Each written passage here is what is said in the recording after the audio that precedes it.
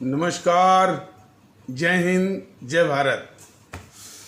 भारतीय अवाम ताकत दल अपने भारतीय भाई बहनों अर्थात अपने देश भारत की जनता अर्थात अपनी भारतीय अवाम से भारतीयता आधारित आपसी श्रद्धा, भारतीयता आधारित आपसी स्नेह, भारतीयता आधारित आपसी प्रेम, भारतीयता आधारित आपसी अखलाक मोहब्बत, भारतीयता आधारित आपसी सहयोग, भारतीयता आधारित आपसी सम्मान, भारतीयता आधारित आपसी एकता, भारतीयता आधारित आपसी भाईचारा तथा भारतीयता आधारित आपसी सद्भाव को समझने व उसे आत्मसात करके वैसा ही आचरण एवं व्यवहार करने हेतु और इसके पूरे देश में प्रचार प्रसार करने हेतु और इसकी अहमियत और महत्व को प्रत्येक देशवासी को समझाकर उसे अपनाते हुए वैसा ही आचरण एवं व्यवहार करने हेतु और प्रत्येक देशवासी को अपना ही भारतीय भाई बहन मानकर, समझकर, अपनाकर उनके साथ वैसा ही और उसी अनुसार आचरण एवं व्यवहार करने हेतु सतत, सदैव और हमेशा अदब के साथ, आदर के साथ अर्ज करता है, विनती करता है। अब हम सभी लोग एक राष्ट्रीय महत्व के विषय पर चर्चा करके फिर मुख्य विषय पर आ जाएंगे। खबर मिली है कि इसी 15 अक्टूबर को एक जोजिला सुरंग या टनल पर ब्लास्ट यानी विस्फोट यानी जोजिला सुरंग बनाने के लिए जो है वो विस्फोट शुरू हुआ और हमारे माननीय राष्ट्रीय राजमार्ग एवं भूतल परिवहन मंत्री श्री नितिन गडकरी ने उस मौके पर मौजूद रहे। बेशक नितिन गडकरी का जो कार्य है बहुत ही उत्साहवर्धक है और जितने भी मंत्री हैं उनमें सबसे श्रेष्ठ उनका कार्य है। जोजिला सुरंग हमारे जो भारतीय भाई बहन हैं लद्दाख के, श्रीनगर के, कारगिल के, लेह के, उनके लिए बहुत महत्वपूर्ण है कि ये ऑल वेदर यानी सभी मौसम में ये यातायात की सुविधा वो मिलेगी और हमारे देश की सुरक्षा के दृष्टिकोण से हमारे जो डिफेंस के या हमारे सेना के साजो सामान को के परिवहन की भी सुविधा उससे मिलेगी। तो ये बहुत ही महत्वपूर्ण है और एशिया का और एक और विशेषता है कि वो एशिया का सबसे लंबा ये सुरंग, सबसे लंबी सुरंग है, सबसे लॉन्गेस्ट ये टनल है।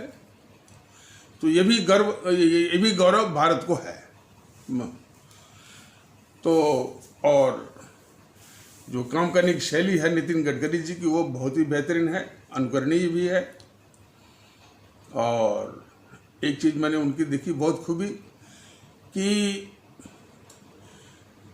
जो कोऑर्डिनेशन का जो जिम्मा है उन्होंने लेफ्टिनेंट गवर्नर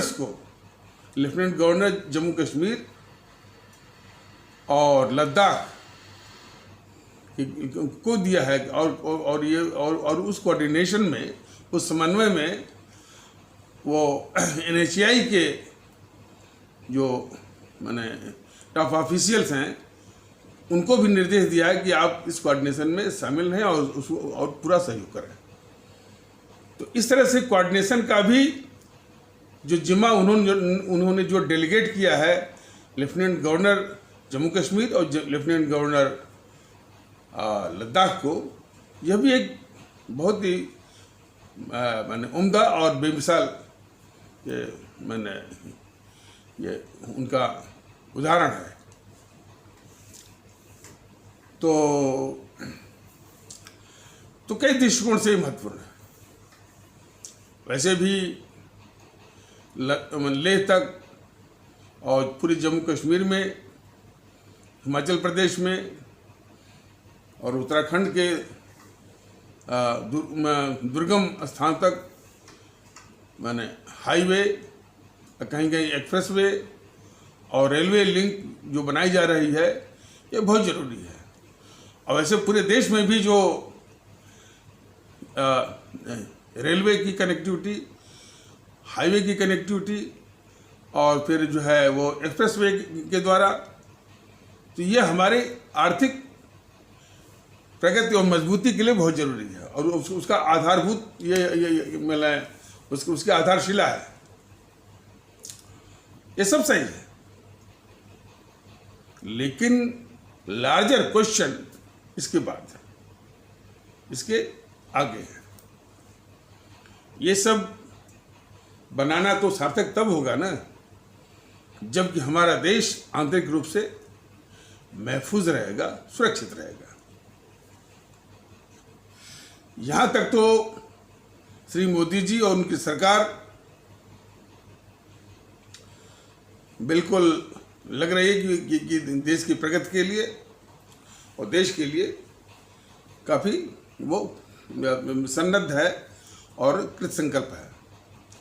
लेकिन जो इससे जो लार्जर क्वेश्चन है, लार्जर डायमेंशन का, वो हमारी देश की आंतरिक सुरक्षा और हमारे भारतीय समाज की स्थिरता, इस पर श्री मोदी जी और उनकी सरकार और बीजेपी का बहुत ही खतरनाक भारत विरोधी गतिविधि चल रही है। यह देश को समझना है। ये सब किया कराया वो किसी काम का नहीं रहेगा। ये सब व्यर्थ हो जाएगा यदि हमारी देश की आंतरिक सुरक्षा ही जो है खतरे में रहेगी। और जब तक ये जो देश के अंदर जो खतरनाक ताकतें हैं, जो राजनीतिक दलों के वेश में हैं, जब तक इनका नाश नहीं होगा तब तक हमारा देश महफूज नहीं है। और देश अब ये सोचने पर धीरे धीरे मजबूर हो रहा है कि इस देश को बीजेपी सहित सभी काले अंग्रेजों से मुक्ति चाहिए। ये चीज देखिए, अंग्रेज भी इस देश के लिए बहुत कुछ बनाए थे। जब कुछ नहीं था तो पूरा रेल का तंत्र उन्होंने पूरे देश में स्थापित किया, पोस्टल नेटवर्क उन्होंने स्थापित किया, टेलीग्राफ का नेटवर्क स्थापित किया, कई भवन और बिल्डिंगें बनाई। लेकिन वो देश के दुश्मन रहे, देश के शोषक रहे, उन्होंने हमको सताया। तो ये दोनों दो चीज़ हैं। मोदी जी लाख एक्सप्रेसवे बना दें, वो बना दें, लेकिन देश के साथ जो हमारी जो बॉडी पॉलिटिक है, जो भारतीय समाज के साथ वो क्या कर रहे हैं, यह भारत के लोगों को देखने की आवश्यकता है। तो जो देश की खतरनाक ताकतें हैं उनको महज वोट के लिए कि इनको दिखा करके बीजेपी और मोदी जी के पक्ष में वोट का माहौल बनाया जाएगा, ये खतरनाक खेल बीजेपी और मोदी जी खेल रहे हैं राष्ट्रवाद का मुखौटा पहन करके। दूसरा, जैसा कि पिछले एपिसोड में कुछ एपिसोड में बताया गया है, ये सबका साथ सबका विश्वास की बात करते हैं, लेकिन इनके यानी हृदय के या विचारों के बिल्कुल अंदर जो छिपा हुआ है, किसी आस्था विशेष के अनुयायी के खिलाफ एक आंतरिक जो है वो दूरी और आंतरिक जो है एक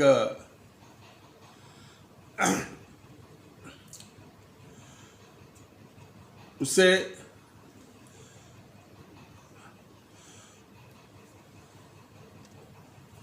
एक नफरत, वो मौके बेमौके वो इनकी कृतियों से दिखती रहती है। इनके मुख्तार अब्बास नकवी अल्पसंख्यक केंद्रीय अल्पसंख्यक मंत्री हैं, शाहनवाज हुसैन प्रवक्ता हैं, जफर इस्लाम भी प्रवक्ता हैं। कई इस तरह के हमारे इस्लाम आस्था वाले भारतीय भाई बहनों के समाज से कई प्रवक्ता भी, कई लोग भी, MJ अकबर वगैरह भी उनके साथ में हैं। और जब भी ये और एक आध बार जो वाराणसी गए थे तो हमारे बिस्मिल्लाह खां जो इतने बड़े सनाई वादक थे, उनके बड़े भाई का चरण भी छुए थे। और इंदौर के जितने इस्लाम आस्था वाले भारतीय भाई बहनों के समाज के लोगों से काफ़ी गले से मिले। लेकिन ये सार्थक तब होगा कि आपका व्यवहार क्या है। अब उन्हीं के अधीन एक योगी आदित्यनाथ जी हैं। वो जहां पर मुस्लिम शब्द लिखा हुआ है उसी को बदल रहे हैं।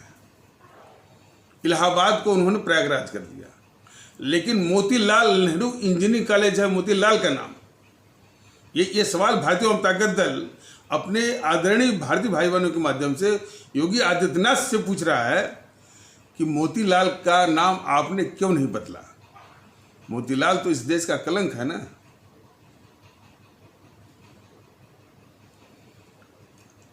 हमारे दिवंगत मंत्री अरुण जेटली का जब देहांत हुआ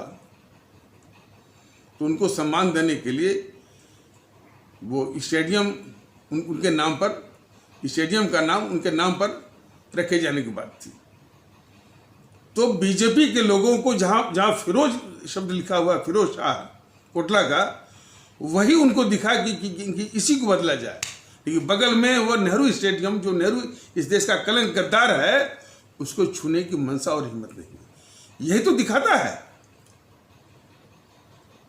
कि वो लाख हैं कि सबका साथ सबका विश्वास, लेकिन आस्था विशेष कि अनुयायी जो भारतीय भाई बहन हैं, उनके खिलाफ एक आंतरिक नफरत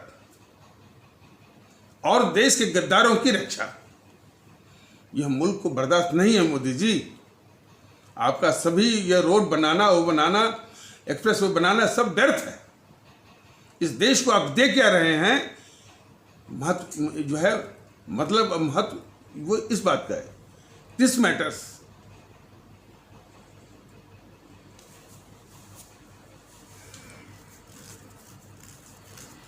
और योगी आदित्यनाथ तो हद ही कर देते हैं। वो मुख्यमंत्री हैं कि ये किसी आस्था विशेष के वो मुख्यमंत्री हैं। नवरात्रि आएगा तो कुछ और करेंगे, दिवाली आएगा कुछ और करेंगे। एक मुख्यमंत्री को, प्रधानमंत्री को किसी भी, यदि वो सच्चे अर्थों में, यदि वो संविधान के प्रति, देश के प्रति और आवाम के प्रति, फिर से कहा जा रहा है कि यदि वो मुख्यमंत्री है सच्चे अर्थों में इस देश के संविधान के प्रति और इस देश के आवाम के प्रति वो सच्चे अर्थों में मुख्यमंत्री है, तो किसी आस्था विशेष का मुख्यमंत्री नहीं हो। और आस्था के पास तो किसी भी इस तरह के जो प्रशासक है, शासक है, उसको फटकना भी नहीं चाहिए। उसको सिर्फ शासन प्रशासन देखने की आवश्यकता है। आस्था को निभाने की जिम्मेदारी वो भारतीय नागरिकों की है। और ये मोदी जी को और आदित्यनाथ योगी जी को भारतीय जनता दल अपने आदरणीय भारतीय भाई बहनों के माध्यम से ये बताना चाहता है, जैसा कि ये पिछले कई एपिसोड में बता भी चुका है कि ये जो अलग अलग जो पंथ हैं जिनको कि धर्म का नाम दिया जाता है। अच्छा, सर्वप्रथम हमारे मोदी जी और उनके सिवा सालार हमारे श्री आदित्यनाथ योगी जी और उनके सिवा सालार को मालूम होना चाहिए कि सनातन या इस्लाम या ईसाई या सिख इसी तरह का यह कोई धर्म नहीं है। जरा ये जान लें, मोदी जी और जो और आदित्यनाथ योगी जी और उनके सिपा सालार भी जान लें कि सनातन कोई धर्म नहीं है। वैसे तो इन सबों ने कितनी धूर्तता की है कि सनातन इसलिए धर्म नहीं है कि किसी सुप्रीम कोर्ट के जज से लिखवाया है, सनातन इसलिए धर्म नहीं है कोई जीवन शैली है। तो इस यही तो धूर्तता दिखलाता है। यदि वो लिखवा सकते हैं तो कोई और कमजोर नहीं है। इस्लाम के भी कट्टरवादी वो लिखवा देंगे कि इस्लाम कोई मजहब नहीं बल्कि एक जीवन शैली है।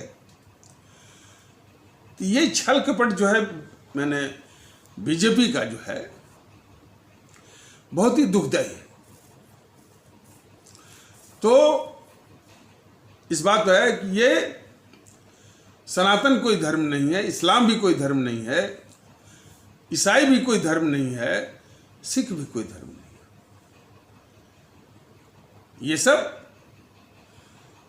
रिलीजन हैं, मजहब हैं, सेक्ट हैं और बल्कि सबसे इनके लिए जो उत्तम शब्द है वो पंथ है। ये सब धर्म नहीं है। आदरणीय मोदी जी और आदरणीय योगी जी जान लें और बल्कि थोड़ी प्रेरणा ले लें और थोड़ी अस्पष्टता भी ग्रहण कर लें कि जो रामानंद सागर का जो रामायण का जो धारावाहिक था, जरा उस पर गौर करें और उसको जरूर देखे होंगे। उसमें धर्म की बात कई जगहों पर कही गई है। क्या कहा गया है? राजा का क्या धर्म है तो प्रजा का क्या धर्म है, पिता का क्या धर्म है तो पुत्र का क्या धर्म है, पति का क्या धर्म है तो पत्नी का क्या धर्म है, भाई का क्या धर्म है, गुरु का क्या धर्म है, शिष्य का क्या धर्म है। तो धर्म के माने होता है मोदी जी और योगी जी, धर्म माने होता है कर्तव्य या फर्ज या ड्यूटी या आचरण और व्यवहार या इन सबके समुच्चय, ये धर्म है।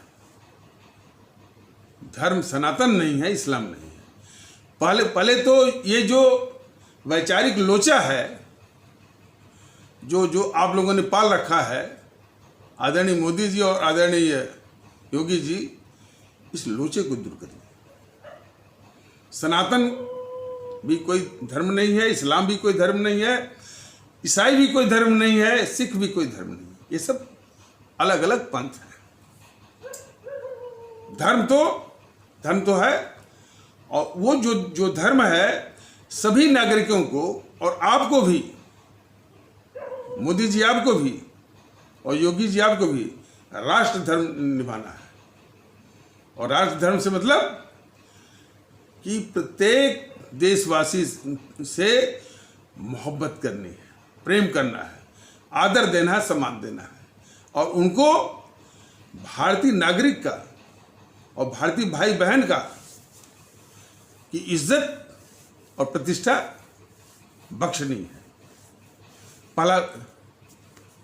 पहला उसका भाग्य है।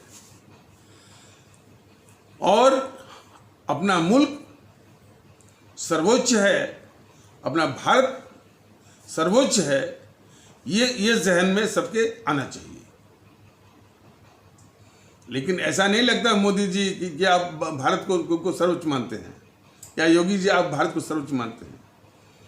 आपके लिए वोट और सत्ता ज्यादा वो सर्वोच्च लगती है। ये साफ भारतीय जनता दल साफ कह रहा है कि आपका जो भी तिकड़म है सिर्फ वोट सत्ता के लिए है, जो कि इस देश से ऊपर लगता है आपके लिए। तो ये वास्तविकता है।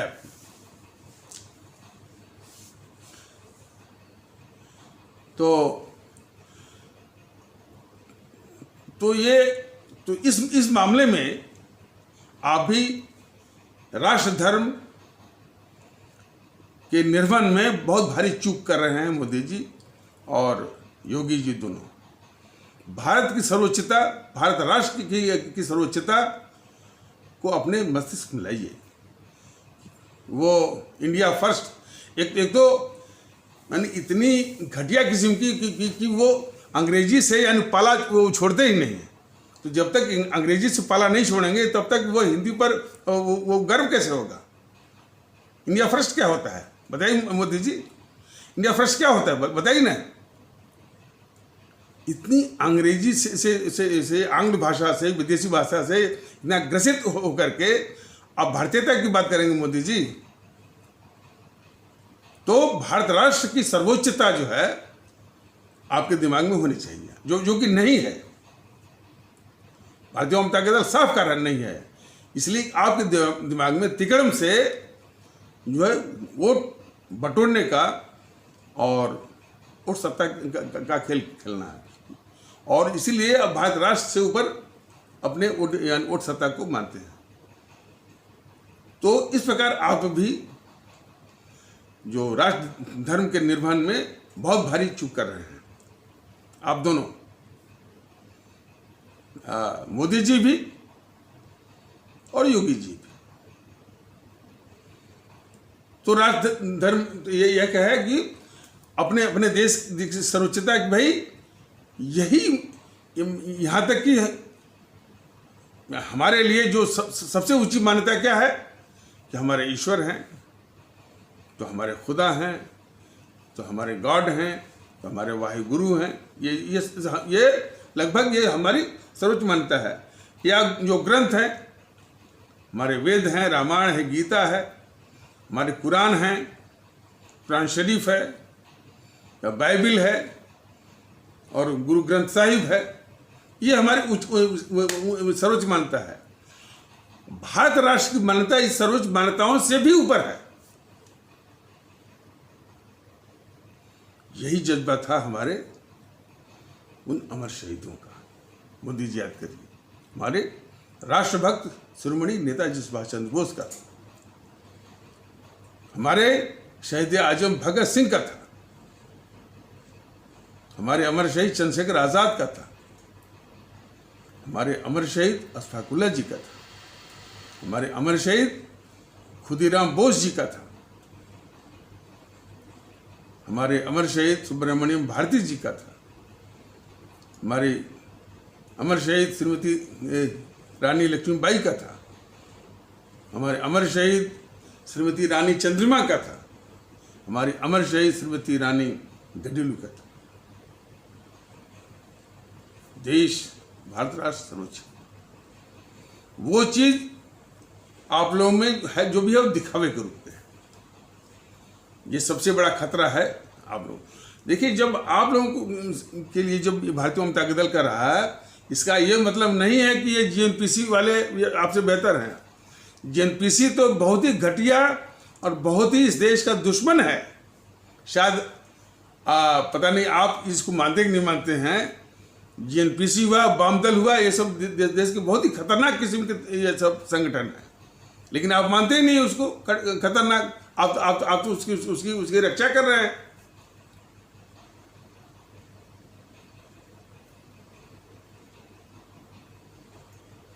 तो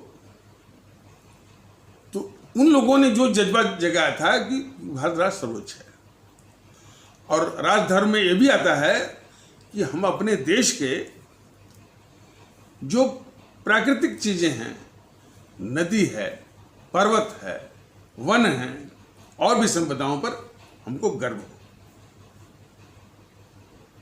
और हमारा जो ऐतिहासिक गौरव है, मौर्य काल, गुप्त काल, और भी, और उसमें मुगल काल भी आता है। अब देखिए, यहीं पर मोदी जी, आप, योगी जी, आप और आपके जो सिपा सालार हैं बीजेपी के लोग, बहुत बड़ी चूक कर रहे हैं वो राजधर्म में, कि सभी देशवासियों को, सभी भारतीय भाई बहनों को अपने ऐतिहासिक गौरव पर गर्व करना चाहिए। उस ऐतिहासिक गौरव में मौर्य काल भी है, गुप्त काल भी है, और इसी तरह से कुछ हमारे देश की वंशावलियां हैं, डायनेस्टीज हैं। जैसे मध्य भारत और दक्षिण भारत में सतवाहन वंश, राष्ट्रकूट वंश, चोल वंश, चेर वंश, पांड्य वंश और कदम्ब वंश, गंगा वंश, और कई इस तरह से वो साम्राज्य भी रहे हैं, विजयनगर और बहमनी, इस तरह से रहे।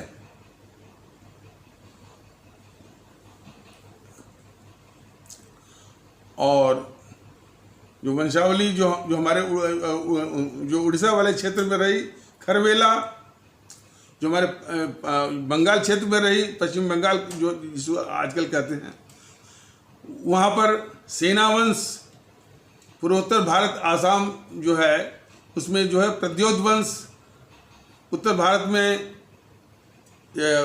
मौर्य वंश और मौर्य काल, गुप्त काल तो रहा ही, और फिर चंदेल वंश, चौहान वंश, ये तमाम है।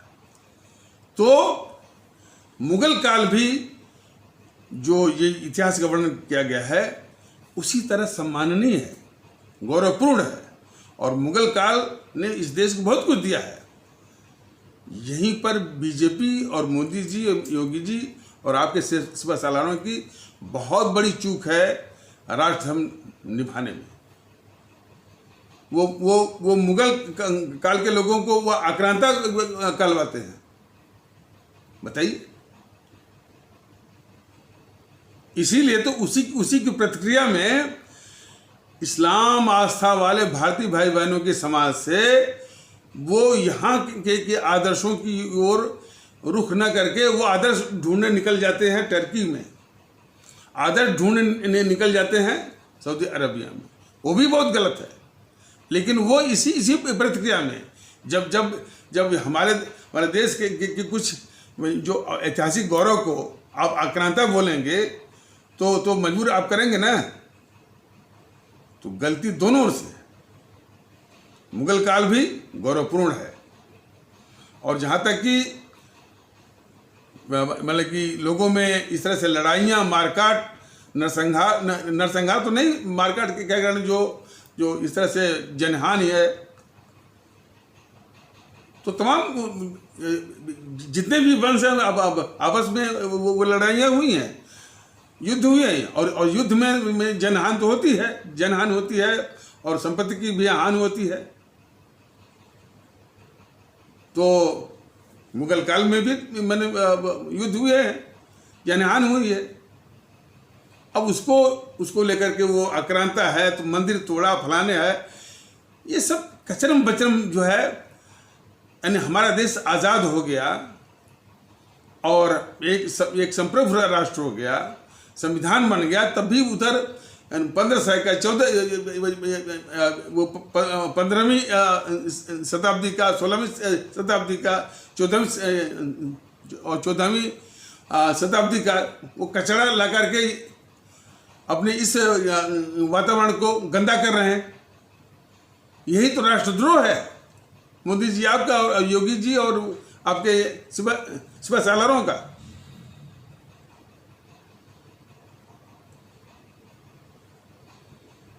तो इस प्रकार आप लोग, बीजेपी के लोग राष्ट्रधर्म बिल्कुल नहीं निभा रहे हैं, और आप ही के देखा जो आपके अनुयायी हैं वो भी राष्ट्रधर्म नहीं निभा रहे हैं।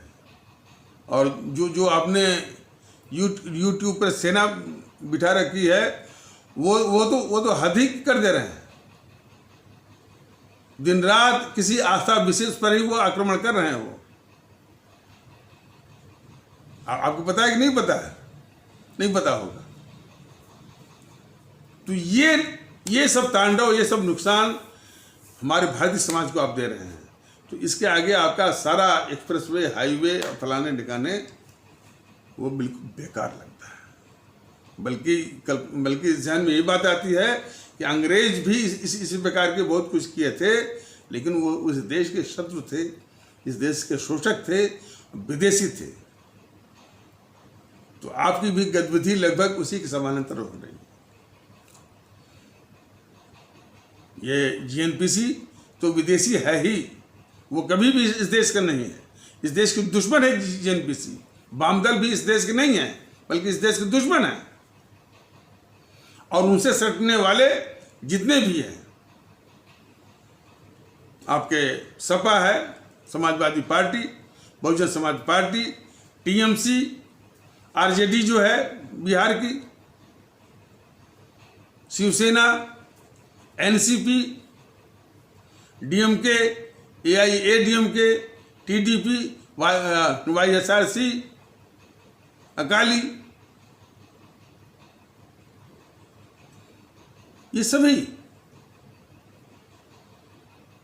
यानी भारतीय समाज को तोड़ने वाले। जागरूकता यह होनी चाहिए कि इन सभी इस तरह की जो ताकतें हैं, देश विरोधी ताकतें हैं, इनसे कैसे निजात पाई जाए।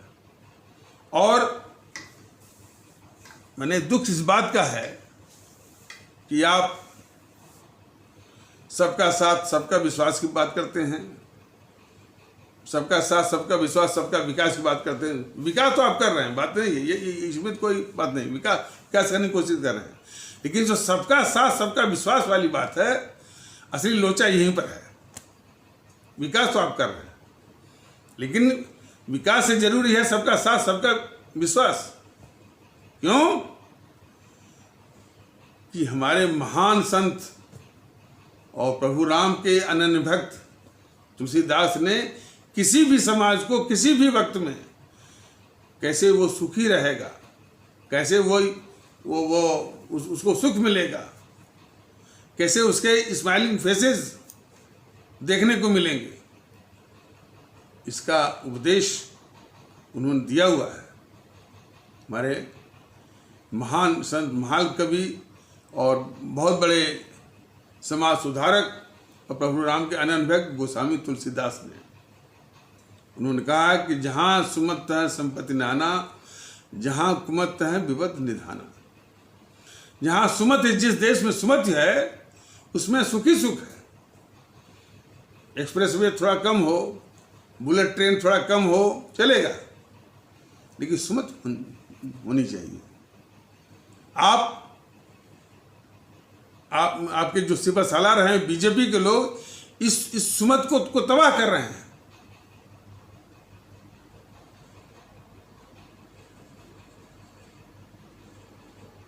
तो ये expressway, highway, freight corridor, industrial corridor सब बेकार हो जाएगा।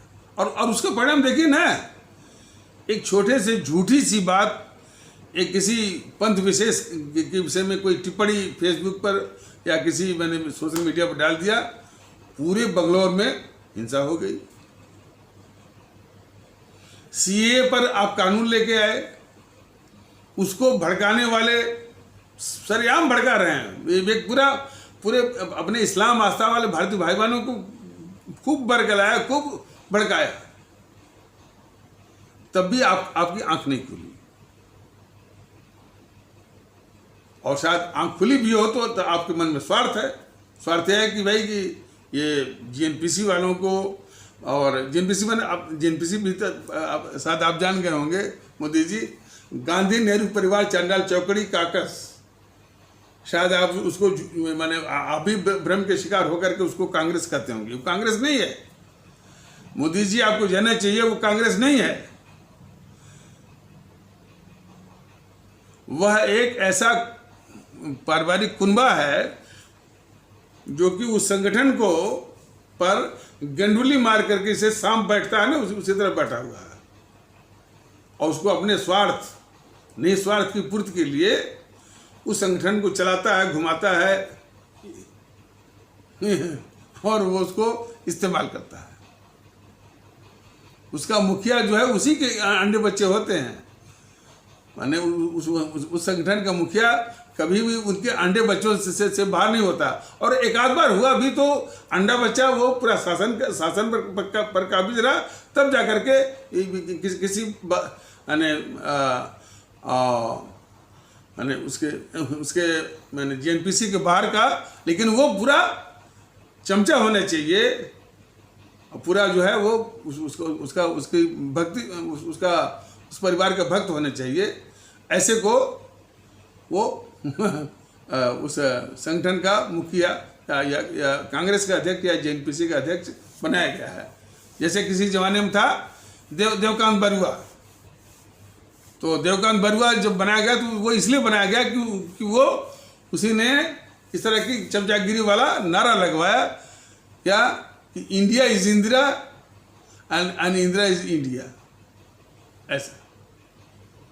तो ऐसे लोग, तो इस चरित्र इस फितरत की है जेएनपीसी, गांधी नेहरू परिवार चांडाल चौकड़ी, काकस। ये कांग्रेस नहीं है। कांग्रेस तो तब थी मोदी जी जब उसमें पंजाब केसरी लाला लाजपत राय थे, राष्ट्रभक्त शिरोमणि नेताजी सुभाष चंद्र बोस थे, लोकमान्य बाल गंगाधर तिलक थे, एम.ए. अंसारी आदि जैसे महान राष्ट्रवादी और देशभक्त नेता थे। वो कांग्रेस थी, ये कांग्रेस नहीं है। तो इतना तो वो भारतीय वाम ताकत दल का एहसान मानिए कि आपका ज्ञान वर्धन कर रही है कि इसको कांग्रेस मत मानिए, इसको कहिए कि ये भी जेएनपीसी है, गांधी नेहरू परिवार चांडाल चौकड़ी काकस है। तो इनको पाल करके, वाम दलों को पाल करके, और इस प्रकार से कुछ भारत विरोधी और भी शक्तियां विभिन्न रूपों में हैं, जैसे कन्हैया कुमार गिरोह। अब देखिए कन्हैया कुमार से ये टीवी चैनल वाले जो इंटरव्यू वो ले रहे हैं, वो अब तक तो वो किशोर आजवानी ने लिया था, और वो न्यूज़ 24 ने लिया था। ये जो गद्दार किस्म का दी हिंदू इंग्लिश डेली है, ये अपने हमेशा अपने सर पर बिठाया रहता है। और एक सौरभ द्विवेदी है जो ललन टॉप चलाता है, और कभी कभी जो है आज तक दिल या आज तक तेज में दिखाई पड़ता है।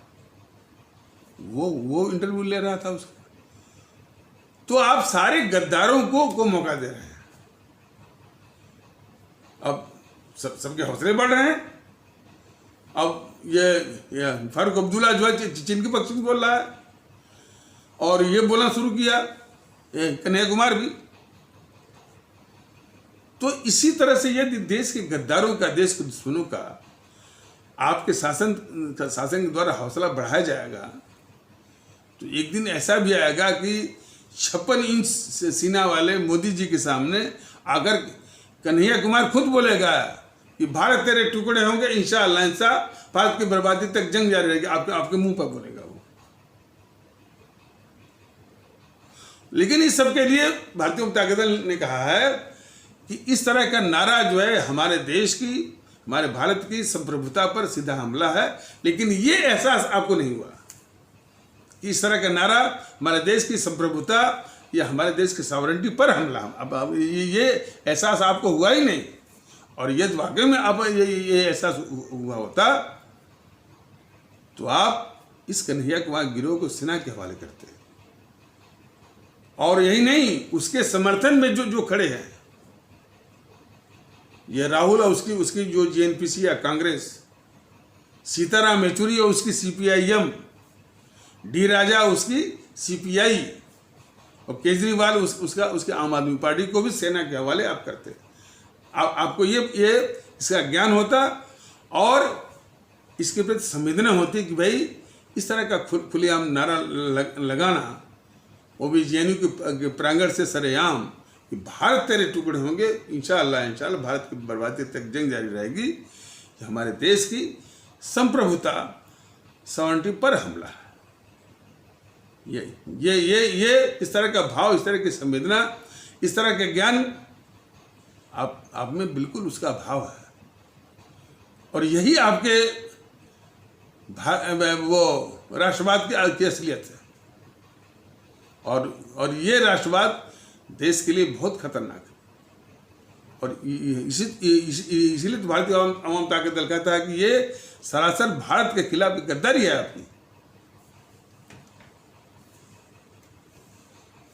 तो इन्हीं आवश्यक शब्दों से, और देखिए ये इस विषय को भारतीय आवाम ताकत दल और विस्तार से बताएगा। आपकी असलियत, आपके योगी जी की असलियत, और आपके शिव सालारों की असलियत, और आपकी बीजेपी की असलियत। तो वैसे देश को इन सारे देश विरोधी शक्तियों से, ताकतों से निजात पानी है। उस निजात की पूर्व शर्त है कि देश को पहले आपके बीजेपी से इस देश को निजात मिलनी जरूरी है। तो इन्हीं आवश्यक शब्दों के साथ इस आवश्यक परिचर्चा को यहीं पर विराम दिया जाता है। तब तक के लिए नमस्कार, जय हिंद, जय भारत।